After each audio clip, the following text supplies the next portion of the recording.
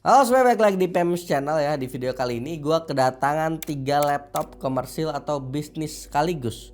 Dan daripada satu-satu kita tes dengan video yang masing-masing terpisah gitu kan, jadi mending kita satuin langsung kita adu gitu kan, biar tahu mana plus minus ketiga laptop ini sekaligus. Dan FYI dulu, sebelum abad kegelapan menyerang di mana RAM harganya tidak jelas, ini laptop sebenarnya dari sisi pricing bedanya tuh nggak jauh-jauh amat. Sekarang buset dah fluktuatif sangat gitu loh. Dan mari kita ulas videonya. Ada ExpertBook, ada ThinkPad, sama ada HP ProBook.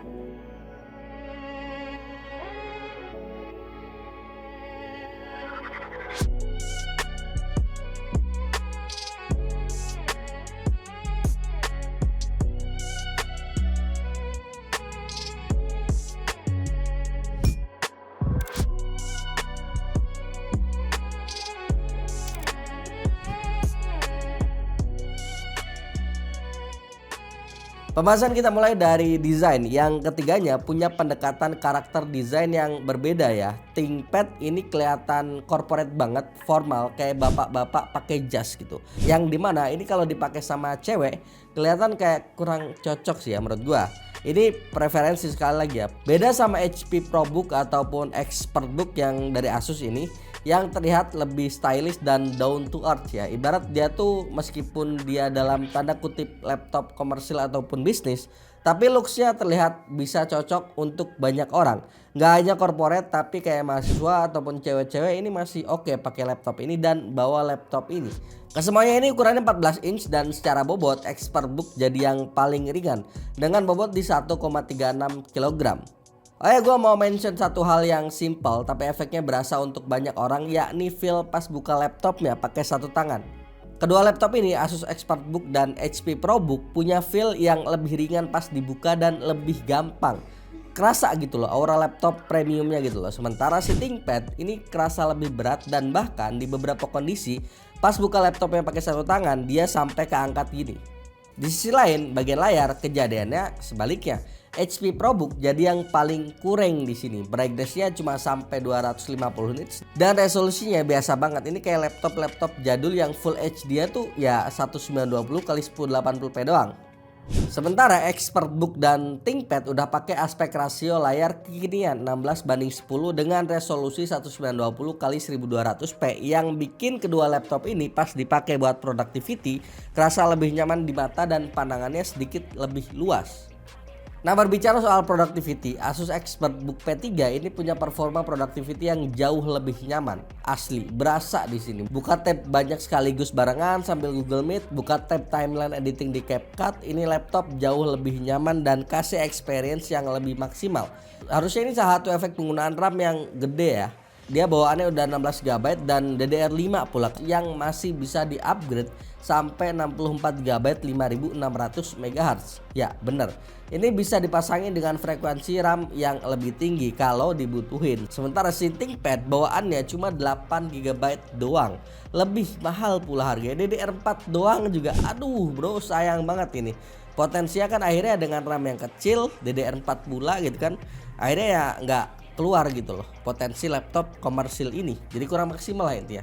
HP ProBook ini mending, dia udah 16 GB meskipun ya masih DDR4 doang, belum DDR5. Sementara dari si benchmark sintetik, ternyata memang realitanya ExpertBook ini punya speed read dan write SSD jauh lebih unggul dari kedua laptop ini. Di angka 6047 Mbps speed readnya dan 5621 Mbps untuk write speednya. Jadi ya jauh gitu loh, jauh kali. Ini hampir 2 kali lipat dibanding speed read dari si HP ProBook yang ada di kanan gua ini.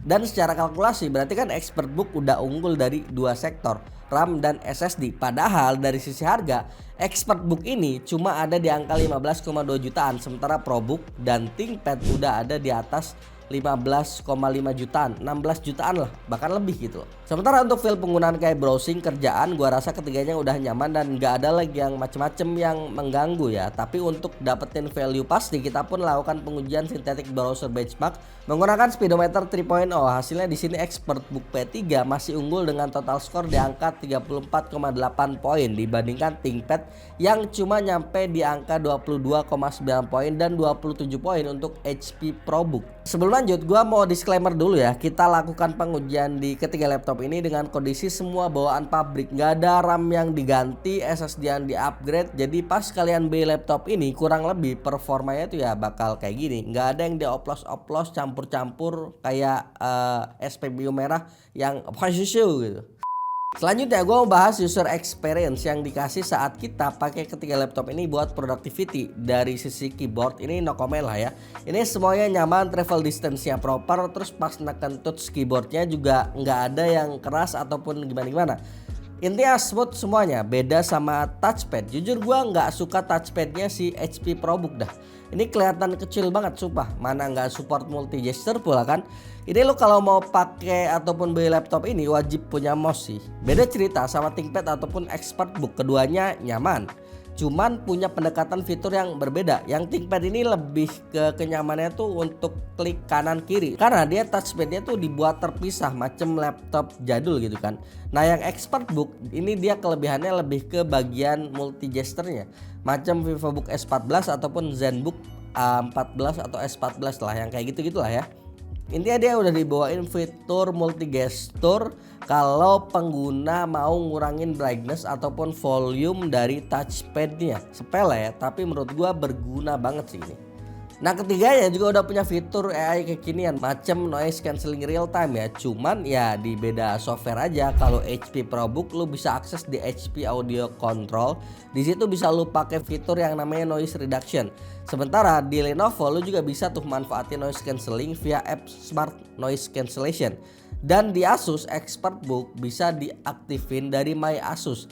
Dan menariknya di ExpertBook ada software yang namanya AI Expert Mic. Meskipun masih beta ya, yang akan kepake di kondisi misal ketika interview kerja secara online, di bagian bawah sini bisa lu taruh business card untuk menunjukkan bahwa lu beneran proper saat interview tersebut. Ini barang ataupun fitur yang simple, yang sumpah sepele banget tapi dipikirin gitu loh sama Asus, salut gua. Masuk ke pengujian CPU, ketiga laptop ini pakai CPU yang berbeda. ExpertBook pakai i7-13620H, sementara HP ProBook dan Lenovo ThinkPad sama-sama pakai Intel Core i5-1335U. Yang pasti di sini performanya paling kenceng ExpertBook. Tutup mata ini udah kelihatan lah ya, ini performa i7-13620H ini yang paling kenceng, paling tinggi secara benchmark. Karena itulah kita pengen tahu sisi lainnya, yaitu konsistensi performa. Karena percuma juga kalau kenceng tapi nggak konsisten gitu kan. Apakah tetap jadi yang paling konsisten dan adem saat pengujian? Mari kita cek. Nah lihat data ini dari tes yang gua lakukan dengan skenario looping Cinebench R23 ExpertBook P3. Ini adalah laptop yang punya naik turun performa yang paling kecil. Rata grafiknya alias konsisten, deviasi performanya di bawah 3%. Sementara laptop lain si HP ProBook sama ThinkPad justru malah kurang konsisten.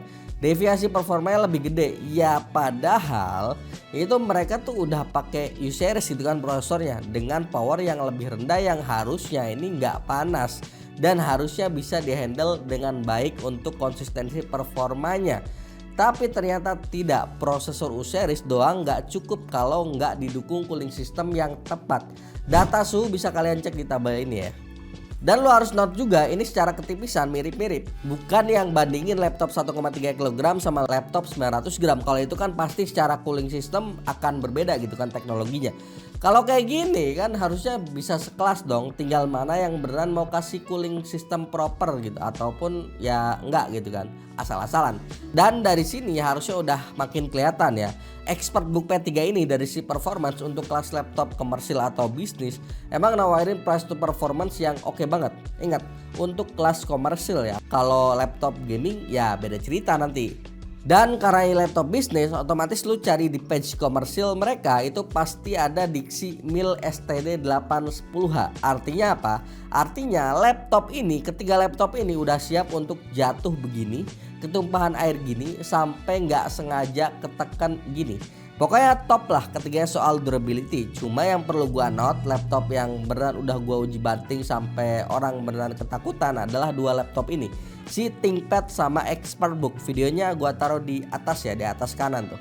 Yang HP ini belum sempat gua tes sampai segitunya, soalnya belum ada sampel yang beneran dikirim buat disiksa gitu kan. Tapi kalau kalian ada yang pernah tes, komen coba di bawah ya.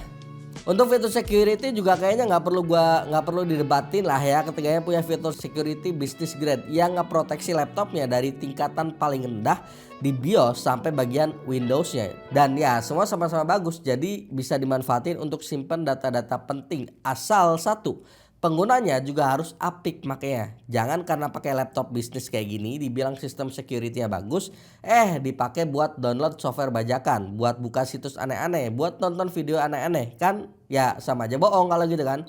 Jadi setelah kita ulik habis-habisan ketiga laptop komersil ini, kesimpulannya sebenarnya simple banget. Data nggak pernah bohong. Di tengah kondisi harga laptop yang lagi nggak karuan gara-gara elite global, ini kita harus makin pintar buat milih mana yang beneran ngasih performa, bukan cuma jual nama besar ataupun looks yang terlihat pro doang.